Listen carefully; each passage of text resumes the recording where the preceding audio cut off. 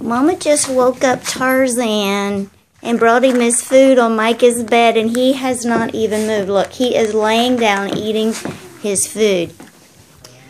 Would you say that this kitty cat is spoiled? Tarzan, are you spoiled? Mama's baby kitty. We are getting ready to go to church, and we have to watch Bo. I'm trying to get out of light.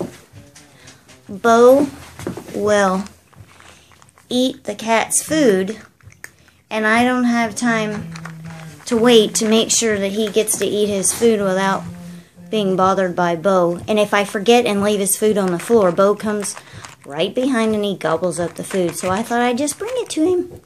The kids tell me I spoil him, but I don't usually do this. He usually comes in the kitchen and eats. Hey, Tarzan, baby. That's a mommy's baby. That's a mommy's baby, Tarzan.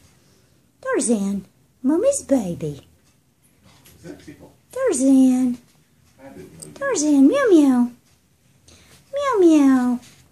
Meow meow.